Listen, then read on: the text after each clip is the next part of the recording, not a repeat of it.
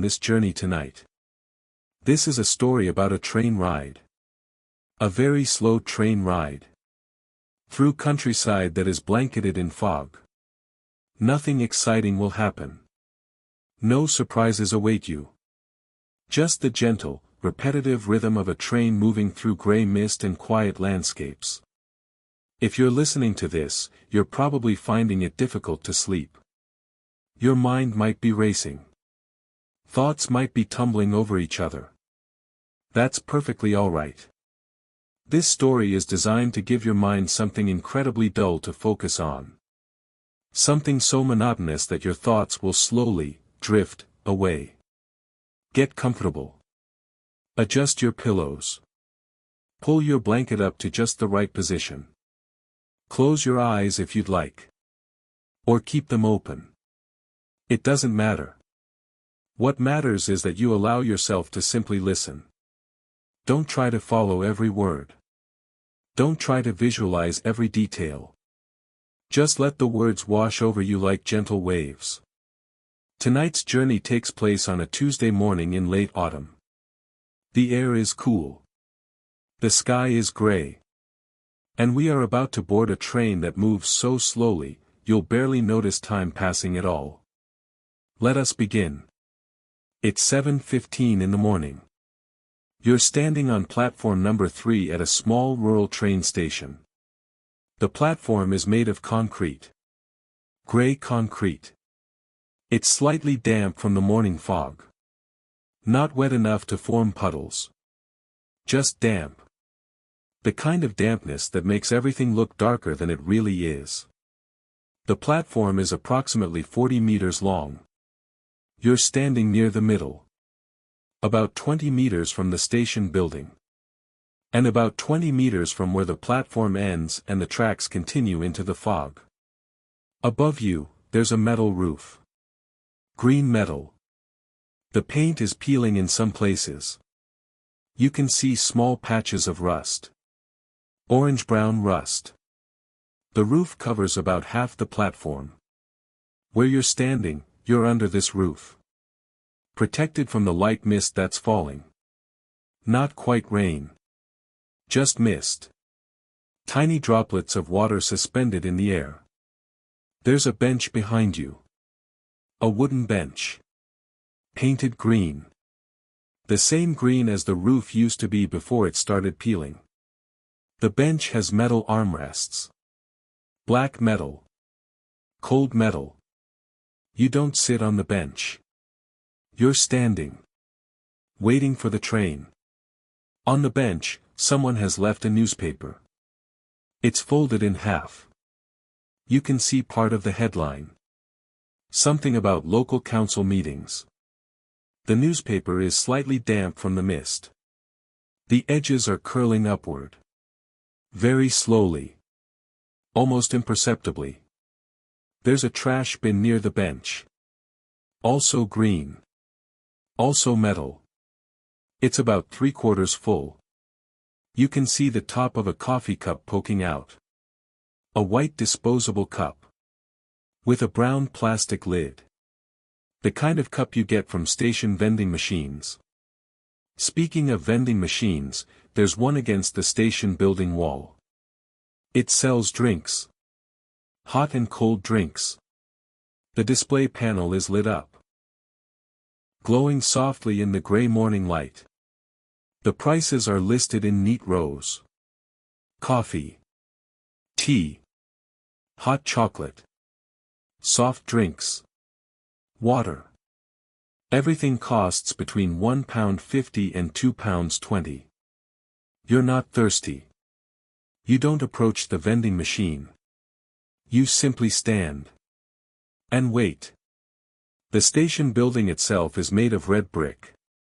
Victorian brick. Each brick is approximately 8 inches long and 4 inches wide. The bricks are laid in a pattern called Flemish bond. One brick lengthwise. Then one brick showing its end. Then lengthwise again. This pattern repeats across the entire wall. Row after row after row. There are windows in the station building. 4 windows facing the platform.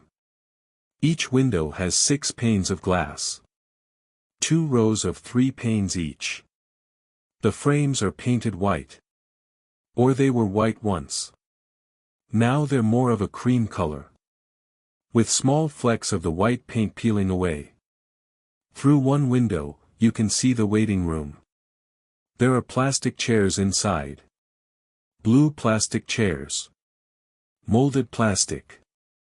The kind that's slightly uncomfortable after sitting for more than 10 minutes. There are 6 chairs. Arranged in 2 rows of 3. Facing the same direction. As if watching an invisible television. No one is in the waiting room. It's empty. Just the chairs. And a notice board on the wall. And a radiator beneath the window. The radiator is white. Old. Cast iron beneath the paint. It's not turned on. It's autumn, but not cold enough yet for heating. You hear a sound. Very faint. In the distance. It's the train. Your train. Coming slowly through the fog. The sound is rhythmic. A gentle rumbling. Metal wheels on metal tracks. The sound grows gradually louder. Very gradually. It takes almost 2 full minutes before you can see the train emerging from the fog. The train is moving at approximately 30 miles per hour. Which is slow for a train. But that's perfect for this journey. There's no rush. No hurry. No need for speed. The train is painted in 2 colors. Dark blue on the bottom half. Light gray on the top half.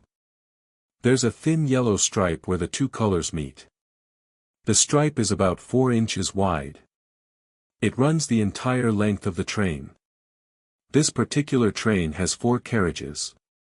Each carriage is approximately 20 meters long. So the entire train is about 80 meters long. Give or take a meter or 2. The first carriage reaches your position on the platform. The train begins to slow. The brakes engage with a soft pneumatic hiss. Not a loud hiss. A gentle one. The train decelerates smoothly. Taking about 15 seconds to come to a complete stop. The doors are automatic. They open with a mechanical whirring sound. A door directly in front of you opens.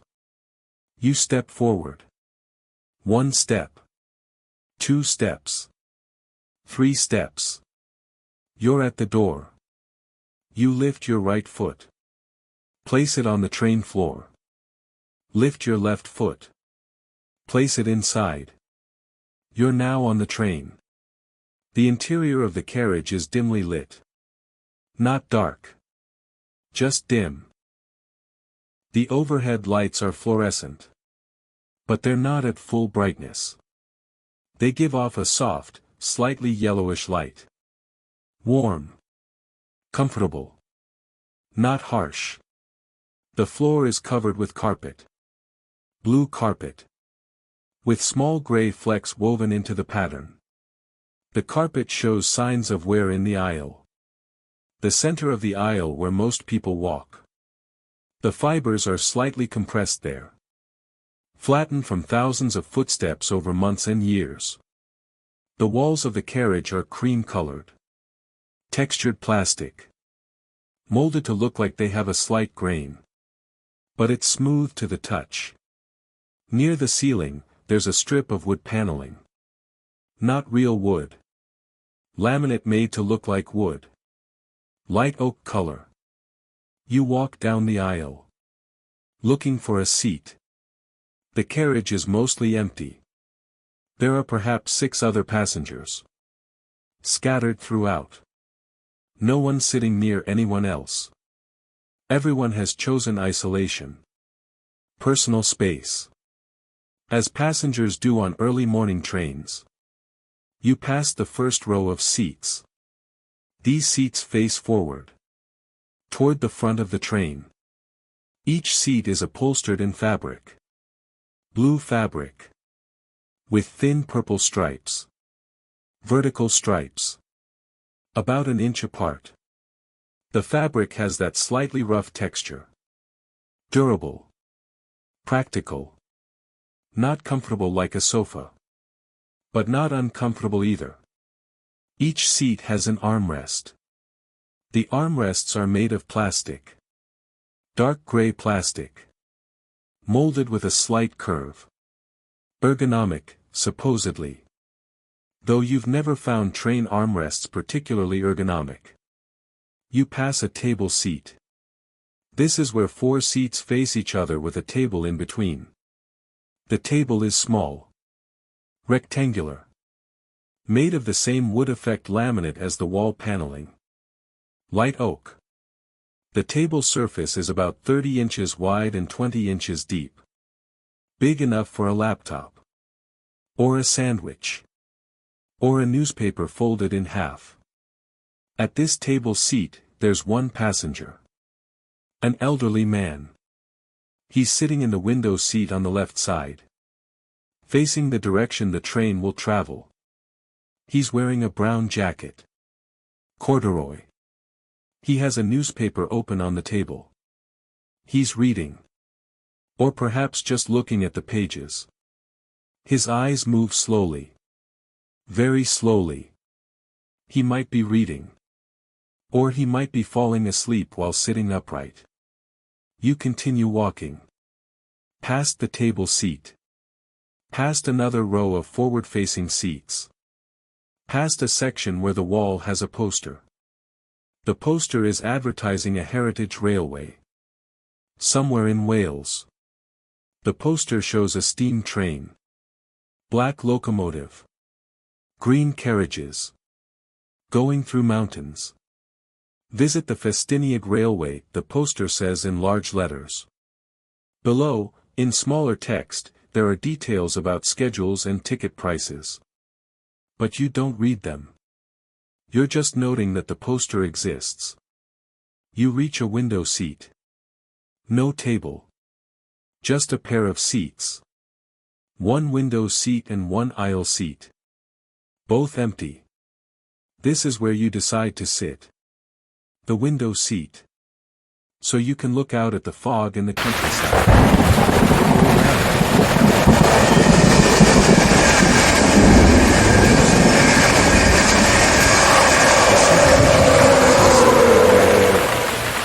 There's a soft sigh of air escaping from the foam. The backrest is slightly reclined. Maybe 15 degrees from vertical. Comfortable enough for a journey. Not uncomfortable. Not particularly comfortable either. Just adequate. You settle in. Adjust your position slightly. The seat is the right height that your feet rest flat on the floor. Your arms rest naturally on the armrests. You're positioned to look out the window. Though there's not much to see yet. Just the platform. The green metal roof. The brick station building. All becoming gradually more obscured as the fog thickens. You hear a whistle. Not from a person. From a speaker somewhere. A recording of a whistle played through a speaker. It's the 2-minute warning. The train will depart in 2 minutes. You wait. The elderly man with the newspaper is still reading. Or still staring at the pages. You can see him 3 rows ahead. Through the gap between the seats. He hasn't moved. Hasn't turned a page. Just sitting there. Still. There's a woman sitting across the aisle from you. 1 row forward. She's wearing headphones. White earbuds. Connected to her phone by a thin white cable. You can't hear what she's listening to. The volume must be very low. Or she's listening to something quiet. Perhaps she's also trying to sleep. Using this train journey as a way to rest. Just as you're using this story as a way to rest.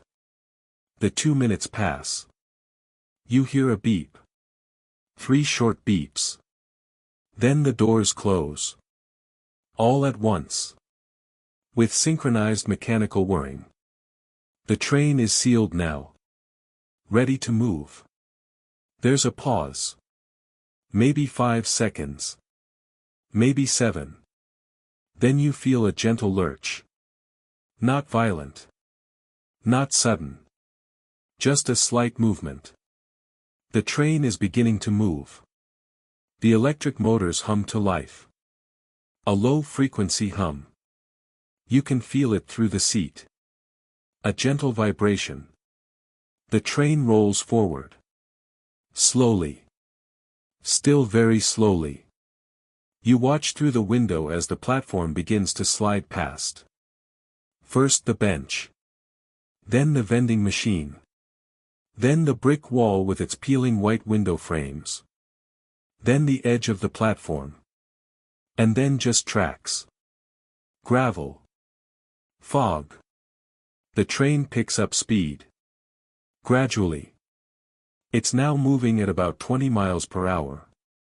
Then 25. Then 30. It seems to settle at 30 miles per hour. That's the speed for this particular section of track. 30 miles per hour. Fast enough to make progress. Slow enough to see everything. Or would be slow enough to see everything if not for the fog.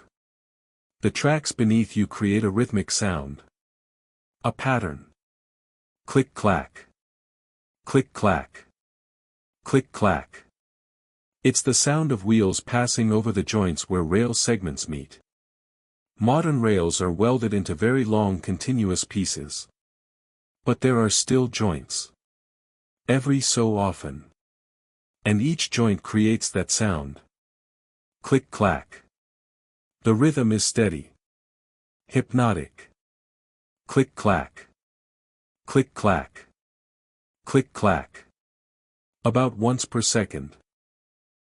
Maybe slightly faster. But steady. Reliable. Predictable. Outside your window, the world is gray. Multiple shades of gray. The fog is thick. Visibility is perhaps 50 meters. Maybe less. Maybe 40 meters. Everything beyond 40 meters fades into blank grayness. The track runs straight for a while. You can see the rails extending ahead. 2 parallel lines of steel. Shiny on top where the train wheels polish them. Rusty on the sides where nothing touches them. The rails run straight into the fog. Disappearing into gray. Between the rails, there are wooden sleepers. Dark brown wood. Treated with creosote. Each sleeper is about 8 feet long. 6 inches wide. 6 inches tall. They're spaced about 2 feet apart. 1 every 2 feet. Creating a steady rhythm of dark shapes against the gray gravel of the track bed. The gravel is what's called ballast. Small stones. Each stone is about an inch across. Angular stones. Not round. They've been crushed to create irregular shapes. This helps them lock together. Provides a stable bed for the sleepers and rails. The stones are mostly gray. Some are white. Some have a slight pink tint. Granite, probably. Or limestone. Some combination of rock types. On either side of the tracks, there's grass. Long grass. Not mowed. Wild grass. Railway grass. It's autumn, so the grass is turning brown. Not the bright green of summer. But not completely dead either. A mixture of green and brown and yellow. Faded colors. Muted by the fog. Beyond the grass, maybe 10 meters from the track, you can see the beginning of a fence. Wooden posts. Wires strung between them. The fence marks the boundary of the railway property. Beyond the fence is farmland. You assume. Though you can't see it through the fog. The train continues at its steady 30 miles per hour. The click-clack of the wheels continues. Rhythmic. Steady. The hum of the electric motors continues. A constant background sound. Not unpleasant. Actually rather soothing. You notice a signal on the left side of the track. A railway signal. It's mounted on a tall metal pole. Gray metal. The pole is about 15 feet tall. At the top is the signal itself. It's showing a green light. Green means go. Proceed. Clear track ahead. The train passes the signal. It slides past your window. And then it's behind you. Gone into the fog. The track begins to curve. Very gently. To the right. You can tell because when you look forward, you can see the track curving away. Not a sharp curve. A gentle arc. The kind of curve where you barely feel any sideways force. Just the slightest pressure on your left side as centrifugal force pushes you very gently toward the outside of the curve. The curve continues for perhaps a minute. Maybe longer. It's hard to judge. Then the track straightens again.